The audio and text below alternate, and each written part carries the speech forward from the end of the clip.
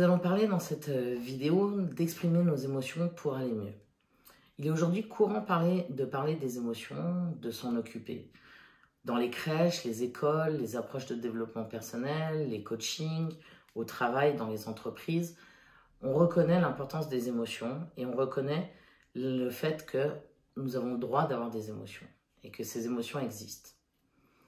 Aujourd'hui, on parle d'intelligence émotionnelle, d'expression positive des émotions, de compétences émotionnelles, de leadership émotionnel, d'approches telles que la MLC ou le MDR qui visent à faire remonter les émotions à la surface pour s'en occuper.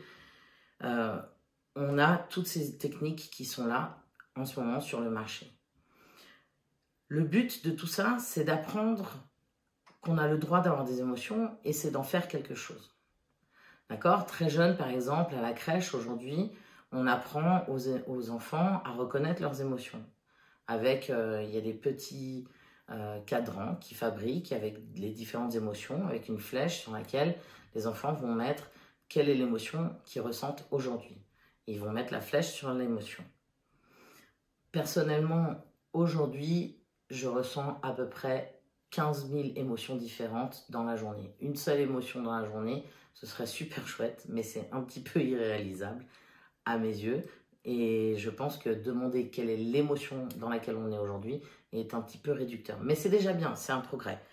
On apprend à comprendre nos émotions. On apprend à dire à l'autre ce que nous ressentons, mais d'une manière non violente, de manière à ce que l'autre comprenne ce qui nous a déclenché, comprenne ce qu'il peut modifier pour que nos relations entre nous se passent mieux. On apprend à identifier nos émotions pour pouvoir les verbaliser, pour pouvoir les exprimer. Le terme « exprimer » à l'heure actuelle est beaucoup utilisé, exprimons nos émotions, libérons nos émotions, mais ce terme « exprimer » est beaucoup utilisé pour dire qu'il est important de verbaliser son émotion, d'en parler, de les raconter, de les écrire, de les partager, de les comprendre afin de pouvoir les canaliser et même de plus les ressentir, voire de réussir à les mettre de côté une fois qu'on les a verbalisés. Pouf, ça y est, c'est fini.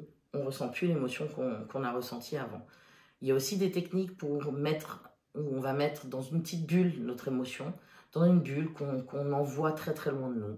Il y a aussi des techniques qui visent à se mettre dans la lumière pour pouvoir laisser passer ces émotions devant nous et s'en détacher, et ne plus être attaché à nos émotions. Bref, toutes ces techniques sont très chouettes. Je ne nie pas du tout le fait qu'elles existent et puis que c'est déjà un progrès parce qu'avant, on n'avait pas du tout le droit de parler des émotions et pas le droit d'en avoir.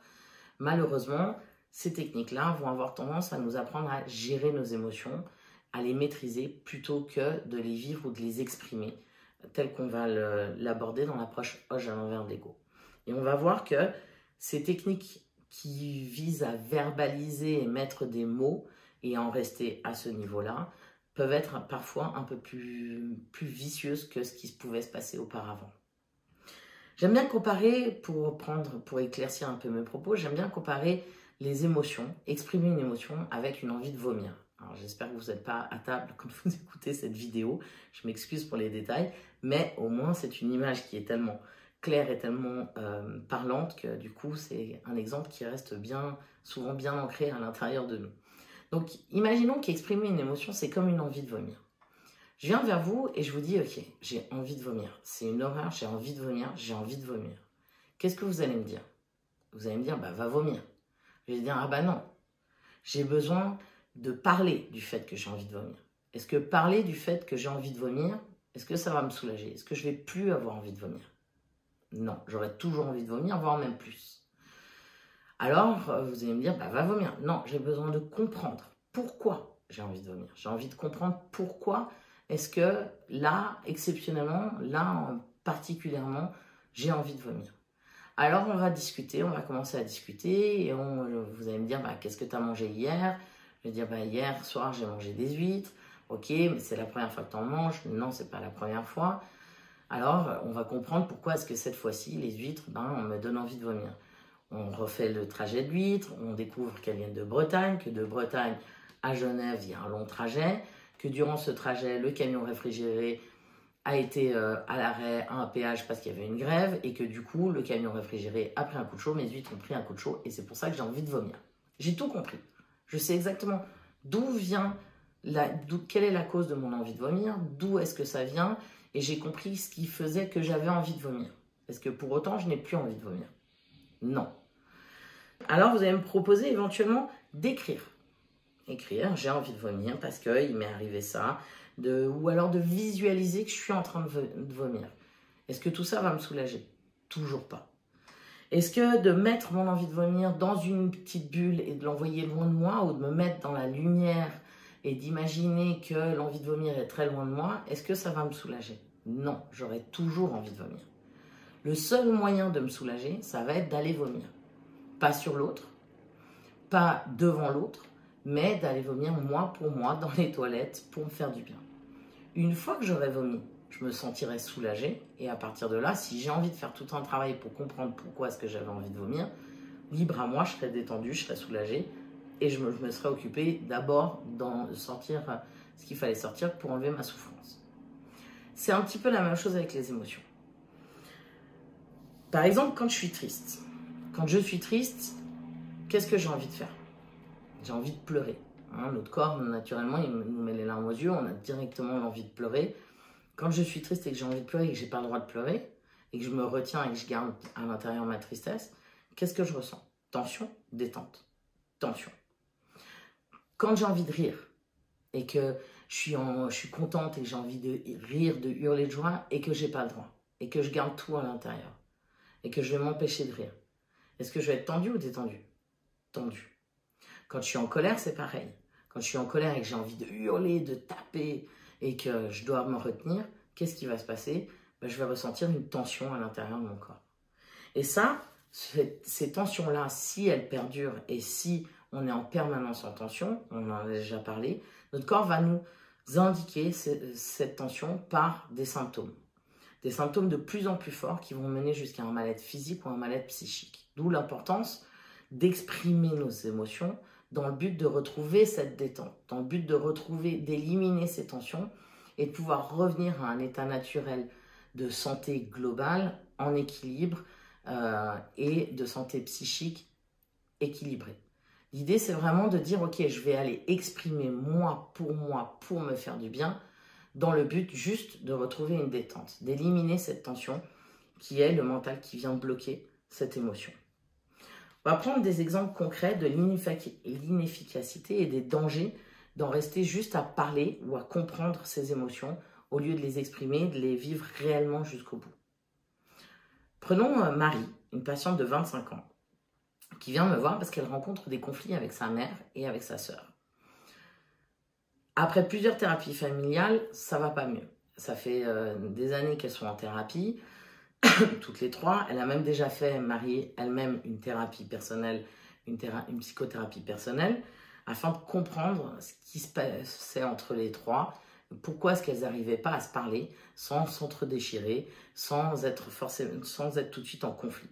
Malheureusement, toutes ces psychothérapies, aux yeux de Marie, n'ont pas arrangé les choses, n'ont pas servi à grand-chose. Elles ont toujours les mêmes conflits et Marie se sent continuellement, avec sa sœur et sa mère, attaquée, rejetée, mise de côté et elle continue à se sentir pas bien à chaque fois qu'elle est en relation avec elle à cause de leur conflit.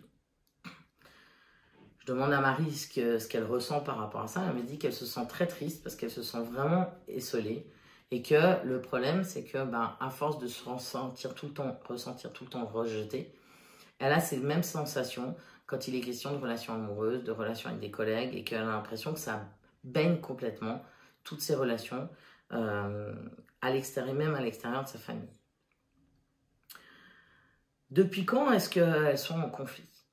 Alors Marie m'explique que ça fait des années que depuis la séparation de ses parents, qui a eu lieu 9 ans avant, depuis la séparation de ses parents, c'est infernal.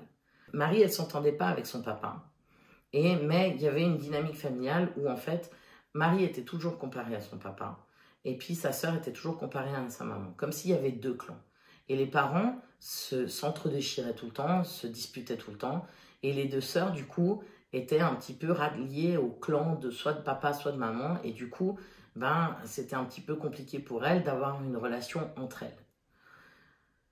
Les parents étant tout le temps en conflit, Marie et sa sœur avaient absolument pas le droit de se disputer. Ça veut dire que dès qu'elles commençaient à se chamailler, elles étaient séparées, mises chacune dans une pièce pour justement ne pas créer d'autres tensions. Donc Marie et sa sœur ont vite appris que la colère et les disputes, c'était pas bien et qu'il fallait se faire toute petite et surtout pas ressentir ça et surtout encore moins l'exprimer et se bagarrer pour pouvoir apaiser le climat familial dans lequel les parents, eux, se disputaient librement. Je ne vois pas le rapport avec le départ de son papa. Qu'est-ce qui fait que le départ de son papa a provoqué un conflit entre les deux sœurs et la maman, enfin entre Marie et sa sœur et sa mère? Est-ce que Marie, elle s'entendait bien avec son papa? Est-ce que Marie, elle est encore en contact avec son papa? Donc, c'est des questions que je lui pose. Et Marie m'explique qu'elle ne s'entendait pas du tout bien avec son papa, et que quand il est parti, ça a été pour elle limite un soulagement. C'était un père violent, qui était méchant, qu'il était absent, qu'il n'était pas aimant, et que pour elle, ça a été un soulagement que son père parte. Ok, et puis est-ce qu'elle peut me parler de ce qu'elle a ressenti quand son père est parti? Elle me dit ça, de toute manière, je l'ai déjà réglé, c'est pour ça que j'ai fait la psychothérapie personnelle.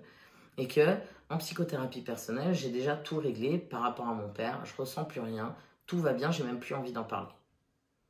Ok, donc généralement, quand on me dit ça, c'est bon, c'est tout réglé, c'est surtout pas ça, je vais avoir tendance à être un peu curieuse dessus et aller vérifier si oui ou non c'est tout réglé.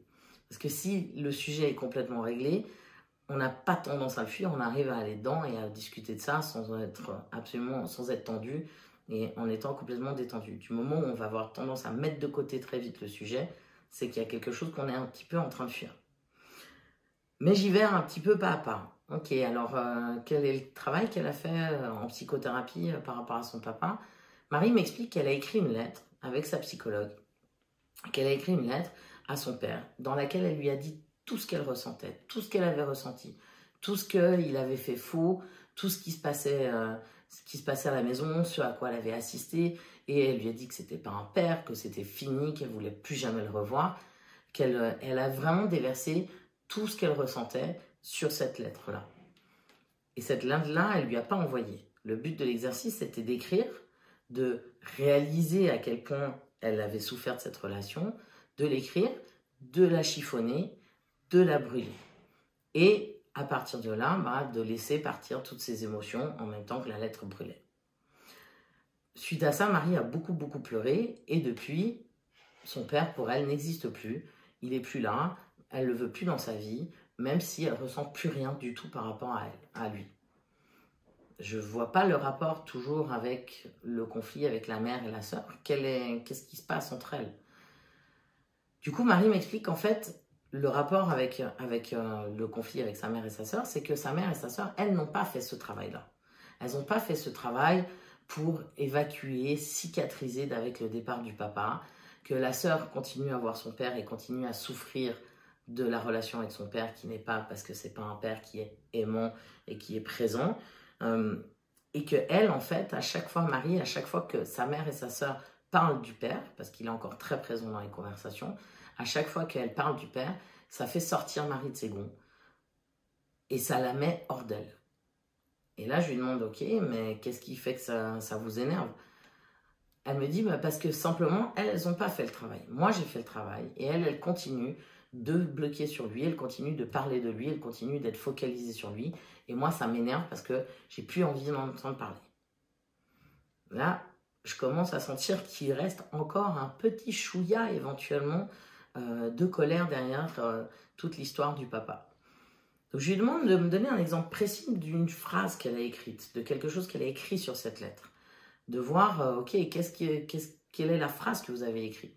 Elle me donne une phrase bien précise où elle me dit, elle lui a écrit, tu n'as jamais été là, tu n'es pas un père pour moi, tu n'as jamais été un père pour moi. Et là je dis stop. Ok, qu'est-ce que vous ressentez là maintenant tout de suite quand vous me dites cette phrase? Est-ce qu'il y a encore une tension ou une détente? Est-ce que vous êtes tendu ou détendu?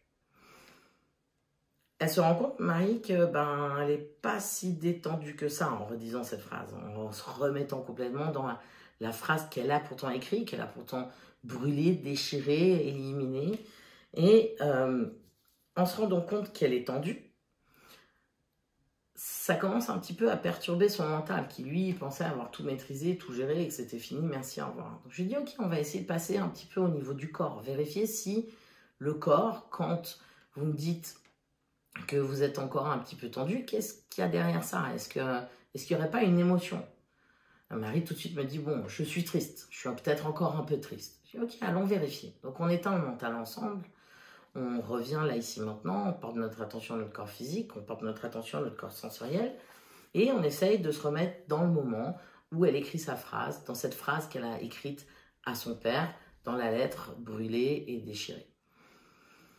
En se remettant dans cette phrase, dans cet instant bien précis, Marie, elle se rend compte qu'en fait, il reste encore une tension. Et que cette tension-là, c'est peut-être pas vraiment de la tristesse, mais c'est peut-être plutôt éventuellement une légère petite éventuelle irritation à l'idée d'évoquer son père. Et donc, on va commencer à travailler ensemble sur le fait que, oui, écrire, c'est bien, mais est-ce qu'elle l'a vraiment vécu? Est-ce qu'elle a vraiment pu exprimer, pour se faire du bien, la colère qu'elle ressentait par rapport à son père? Si je reprends l'exemple du vomi, si je vomis bouche fermée en écrivant, il risque bien d'en rester à l'intérieur et je risque bien de toujours avoir envie de vomir. C'est un peu la même chose avec la colère. C'est est-ce qu'elle a pu ouvrir la bouche et puis exprimer, sortir d'elle ce qu'elle ressentait? Pas vraiment. Donc elle a canalisé, elle a encapsulé sa colère et elle l'a mise bien de côté pour essayer de dire bon, c'est géré, c'est fini, merci, au revoir, je veux surtout pas retoucher un sujet qui me fait du mal. Le problème, c'est que son corps, en fait, lui dit pas tout à fait la même chose. Il lui dit pas ça y est, c'est fini. Son corps, il lui dit il y a encore une colère et il va falloir que tu t'en occupes. D'où le fait qu'à chaque fois que sa mère et sa sœur évoquaient le sujet du papa, à chaque fois, Marie se retrouvait face à cette colère qu'elle avait pas exprimée par rapport à son père. Et donc, à chaque fois, ça lui créait une tension énorme. Et si cette tension, elle était là, c'était parce que le mental venait bloquer ce qu'elle ressentait. Et qu'une fois dans le mental, elle commençait à se dire, voilà, je suis rejetée, et je me sens isolée, et puis elles n'ont pas fait le boulot, et elles devraient le faire, et elles devraient arrêter d'en parler. Et donc, son mental a pris la place complètement dans sa vie par rapport à un sujet qui n'est pas des moindres, mais qui n'avait pas été exprimé. À force d'éteindre son mental et d'apprendre à exprimer elle pour elle, dans la voiture, sur un coussin, dans des endroits où elle était seule, où elle pouvait vraiment hurler, elle pouvait vraiment insulter son père, vraiment lui dire, comme si virtuellement tout ce qu'elle aurait eu envie de lui dire à ce moment-là, et de pouvoir sortir sa colère par rapport à lui, à force de faire ce travail-là, elle a pu se retrouver en contact avec sa mère et sa sœur, qui, elles, n'avaient pas fait ce travail, mais qui, du coup, même si elles évoquaient le sujet du papa, déclenchaient plus la même chose chez Marie, et du coup, Marie, elle a pu petit à petit, ne plus rentrer dans la dispute avec elle, ne plus rentrer dans ces discussions-là, et simplement accepter que chacun va à son rythme, chacun va à sa manière, et que ce qui, elle, lui avait fait du bien, n'était pas forcément ce que mettaient en pratique sa mère et sa sœur, mais que c'était ok, parce que le sujet du père était vraiment cicatrisé, en tout cas une bonne partie. Maintenant, c'est quelque chose qu'elle continuera certainement toute sa vie au fur et à mesure des scènes qui remonteront, mais en tous les cas, la plus grosse colère était partie et qu'elle pouvait réellement faire le deuil de cette histoire-là par rapport à son père et de plus avoir cette tension dès qu'il était question d'évoquer son père. Je vous propose un autre exemple, celui d'une petite fille de 6 ans. C'est la maman de Lou qui m'appelle désespérée. Sa fille, elle est ingérable à la maison, ingérable chez la kinésiologue chez qui elle va, ingérable chez le pédiatre, ingérable chez le prof de piano. D'ailleurs, elle est ingérable dans le sens où elle court partout, elle touche à tout, elle écoute rien, elle va toucher les objets chez les gens, elle n'arrive pas à tenir en place, elle respecte aucune consigne. Et c'en est au stade où elle est tellement insupportable quand elle va voir quelqu'un et à la maison c'est la même chose, que du coup plus personne ne veut la voir. Donc la maman a changé déjà 3 fois de pédiatre, le prof de piano a dit c'est fini, je veux plus la revoir, et donc la maman est un peu désespérée, même beaucoup désespérée, et surtout qu'elle me dit qu'à l'école c'est complètement l'inverse. À l'école, Lou, elle parle pas, elle se met dans son coin, elle a de la peine à se faire des amis, elle a de la peine à rentrer en relation avec des copains. Et c'est plutôt Lou est trop timide et c'est difficile pour les maîtresses de la faire participer parce que c'est plutôt une petite fille qui est complètement anesthésiée, complètement apathique. Très bien, alors je rencontre Lou, la maman de Lou pour la première fois toute seule, ce que je fais toujours, sans l'enfant, pour qu'elle me raconte son histoire. La maman de Lou m'explique qu'elle est mère célibataire, que le papa de Lou, ça fait 3 ans qu'il n'a pas vu sa fille, et que sa maman, elle est séparée depuis que Lou a 1 an et demi, à peu près. Que les 3 dernières fois, le papa, il existe encore, il est toujours en Suisse, mais qu'il a reconstruit sa vie, et que les 3 dernières fois où il devait venir voir sa fille, il est arrivé à 22h30 pour l'anniversaire de sa fille, alors que sa fille était déjà couchée, ou alors carrément il n'est pas venu. Donc petit à petit, la mère elle a dit ok, ça suffit, tu fais plus de mal à notre fille qu'autre chose. Et donc le père a dit pas très bien, je ne veux plus revoir ma fille. Donc ça fait 3 ans qu'il n'a pas vu, que Lou n'a pas vu son papa. Et en plus, à chaque fois, c'était des larmes, c'était des questions par rapport à où était son papa, pourquoi est-ce qu'il ne l'aimait pas. Et à chaque fois, la maman me dit, j'ai pris beaucoup de temps avec Lou, à chaque fois pour beaucoup discuter. J'ai jamais fait de ses émotions et de ce qu'elle ressentait un tabou. Au contraire, on en a parlé, on en parle longtemps ensemble. Et bah, je lui expliquais que voilà, que son papa, il était comme ça, il fonctionnait comme ça, que ça ne voulait pas dire qu'il ne l'aimait pas, mais qu'il avait peut-être un peu de peine à être un bon papa et que bah, il fallait comprendre un peu comment le papa fonctionnait et que bah, malgré tout, il fallait qu'elle l'aime. D'accord, très bien. Et l'histoire du papa et de la maman, comment ça se fait qu'à 1 an et demi, ils se soient séparés?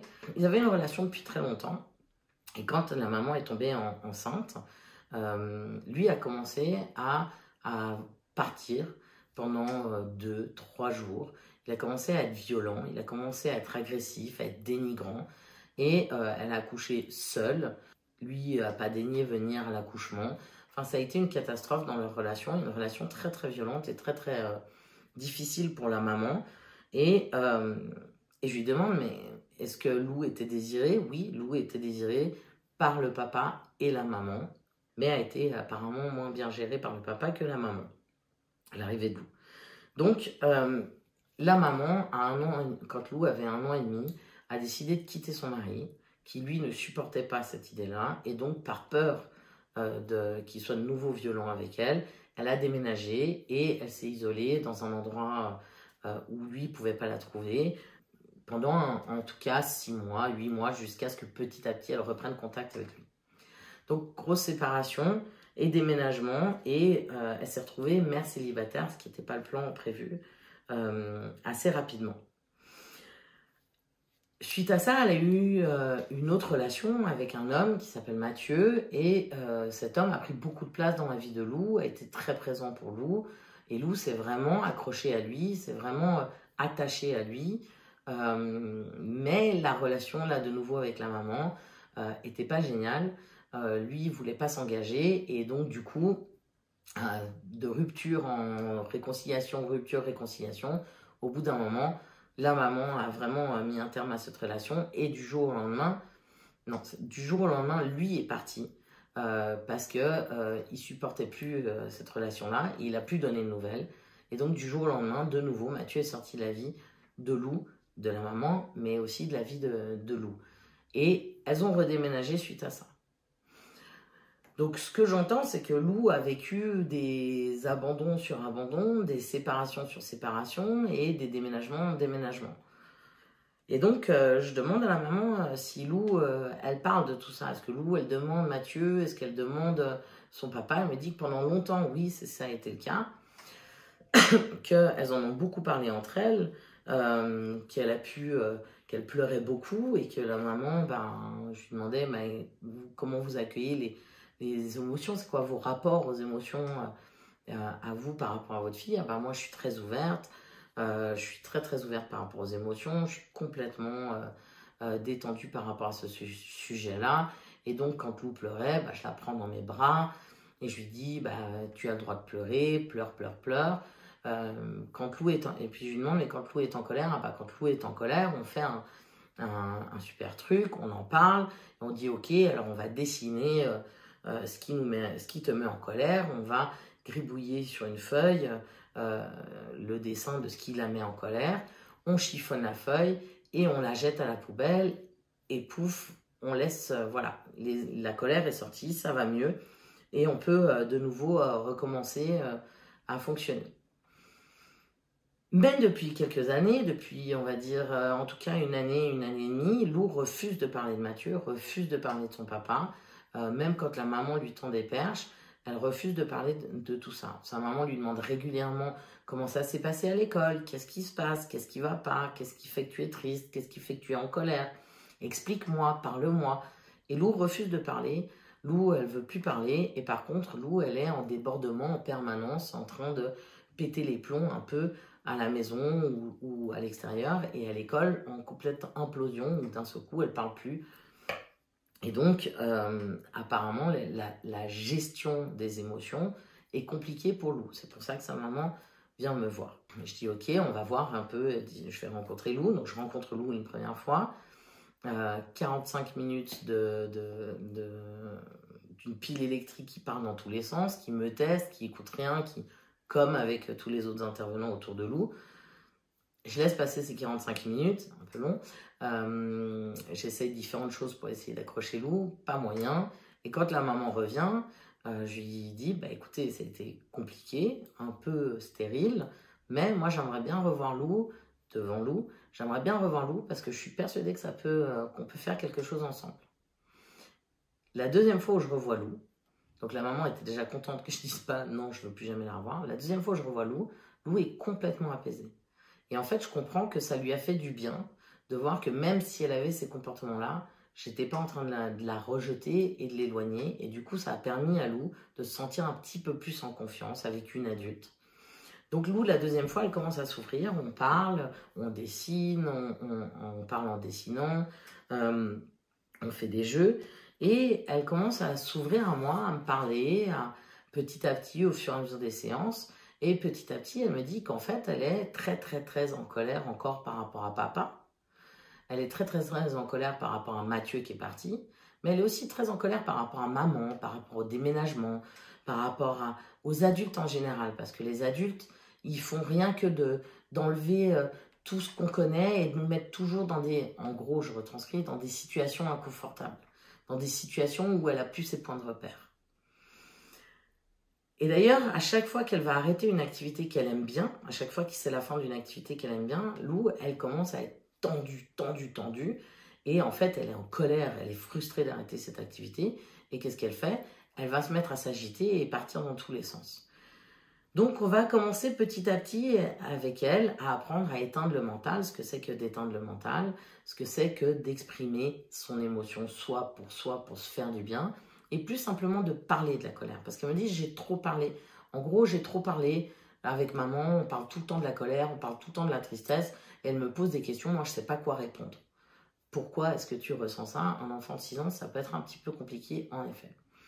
Donc avec la maman, parce qu'il faut qu'on travaille ensemble, avec la maman, on émet l'idée d'un coussin d'émotion, un coussin sur lequel Lou, quand elle est en colère, elle va pouvoir aller hurler, dire des vilains mots, cracher sa colère, taper sur le coussin, un coussin qui sera dans sa chambre, sur lequel elle va pouvoir se défouler vraiment. On parle beaucoup de ce que ça veut dire que d'exprimer, ça veut dire de sortir d'elle, et pas juste de verbaliser. Il n'y a pas besoin de mots, si c'est juste des A, des I, des U, ok, go, vas-y. L'idée, c'est vraiment de décharger tout ce qu'elle a envie de décharger, mais sur son coussin, dans sa chambre, et pas sur les autres, et pas sur maman, et pas devant les autres. On a aussi beaucoup parlé avec la maman, justement, du fait que l'idée, c'est pas de demander à Lou, mais qu'est-ce qui se passe avant qu'elle aille exprimer. Qu'elle aille exprimer, puis après, si elle a envie d'en parler, si elle a envie de mettre des mots sur ce qu'elle vient d'exprimer, elle a le droit de le faire. Mais si elle n'a pas envie de le faire, c'est que c'est fini. C'est que c'est ok, c'est évacué et qu'elle n'a pas besoin d'en discuter avec sa maman. Ça, c'est souvent très frustrant pour les parents. Mais l'idée, c'est vraiment de dire, ok, de ne pas devoir justifier le fait qu'on ressent une émotion. On ressent une émotion, elle est là, elle existe, on la ressent physiquement, on n'a qu'une envie, c'est de l'exprimer.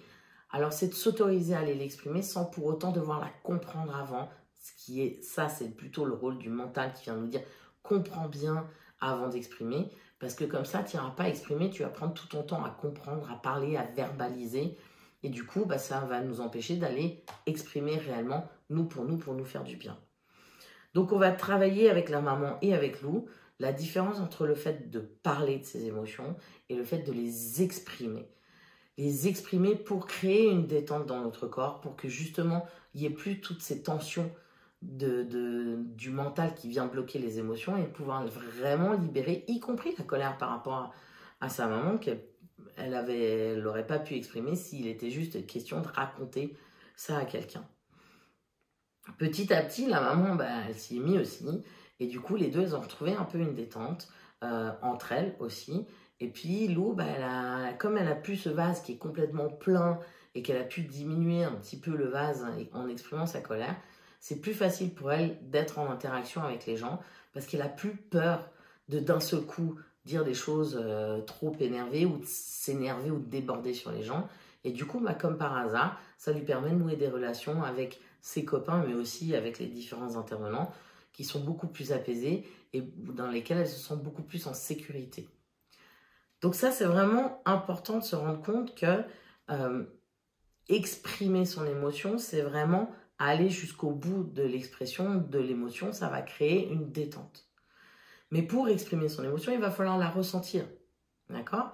Si je ne ressens pas mon émotion, je ne vais pas pouvoir l'exprimer. Je vais pouvoir m'imaginer ce que c'est que d'exprimer l'émotion. Je suis en colère, alors je m'imagine que je suis en colère, mais en fait, je ne le ressens pas physiquement. Ça va être compliqué de pouvoir exprimer. Donc, comment est-ce qu'on fait pour ressentir une émotion? Il va falloir d'abord éteindre notre mental. Une émotion, on la ressent dans le moment présent. On ne la ressent pas demain, on ne la ressent pas hier, on la ressent maintenant. Donc, il va falloir éteindre notre mental, premier pilier de la méthode Hodge, en portant notre attention à notre corps physique et en portant notre attention à notre corps sensoriel. On revient là, ici, maintenant, et on va pouvoir ressentir notre émotion bloquée par le mental. Comment est-ce qu'on fait? On éteint notre mental et on va laisser remonter une scène à notre mémoire. Et je dis bien notre mémoire. Ça veut dire que notre mémoire elle a un souvenir parfait de tout ce qui s'est passé. C'est pas notre mental qui nous emmène dans le passé, aller chercher une scène. C'est vraiment d'être là, ici, maintenant, en contact avec notre mémoire et de laisser remonter une scène à notre mémoire. Généralement, la première scène qui remonte à notre mémoire. La première scène, parce que notre corps est très bien fait, il ne va pas nous envoyer une scène qui date d'il y a 15 ans, qui est douloureuse et qui est complètement bloquée. On va prendre plutôt ce qui remonte à la surface. Une scène qui remonte à la surface, qui remonte à notre mémoire, est une scène dans laquelle on est sûr qu'on va pouvoir aller exprimer jusqu'au bout ce qu'on ressent. Il n'y aura aucun danger, c'est qu'on est prêt à ce que ça remonte. Notre corps a une merveilleuse capacité à nous faire remonter à la mémoire la bonne scène qui va nous permettre de nous entraîner à exprimer jusqu'au bout et puis petit à petit nous amener des scènes de plus en plus peut-être profondes, de plus en plus anciennes, mais il va d'abord nous entraîner sur quelque chose où il va toujours nous laisser en sécurité en fait. Donc l'idée c'est vraiment d'éteindre notre mental et de laisser remonter une scène, la première scène qui remonte à notre mémoire. Et on va rentrer dans la scène. On ne se voit pas en train de vivre la scène, j'avais tel âge, j'étais en train de faire ça. On rentre dans la scène, on fait un plongeon dans cette scène. On est actrice ou acteur de la scène et on vit la scène, on est complètement dedans.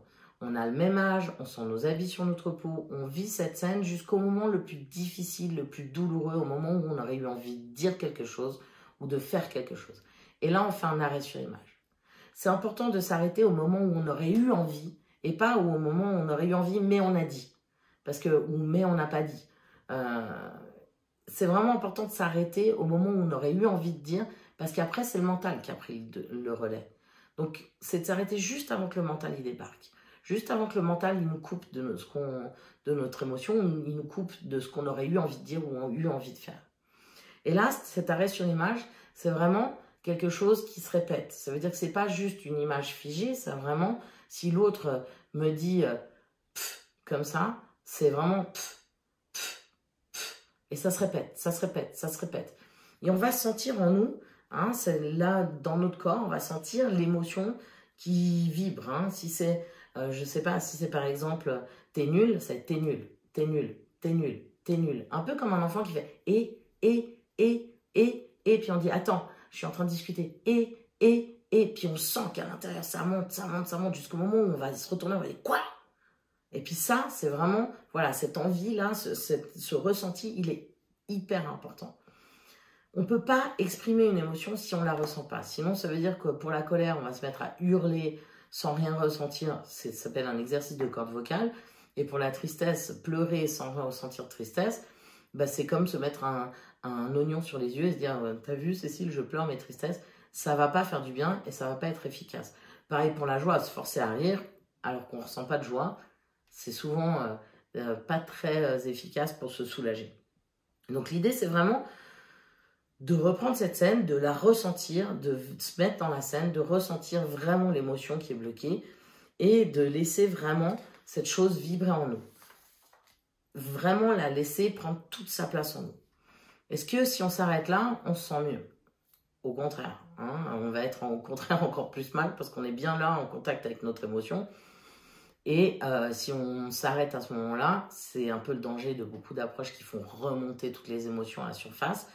Bah, notre corps, en fait, il est très, très, très tendu. Et si on le laisse dans cette tension-là, bah, on risque bien soit que l'élastique, il casse, soit à un moment donné de mettre un peu comme un interrupteur ou un disjoncteur pour éviter la surchauffe. Pouf, on ne va plus rien ressentir. Donc l'idée, c'est de passer à l'étape d'après. L'étape d'après, c'est exprimer son émotion. Exprimer son émotion, ça se fait soi, pour se faire du bien. Et ça, c'est important. C'est pas dire à l'autre. L'autre n'est qu'un déclencheur de notre émotion.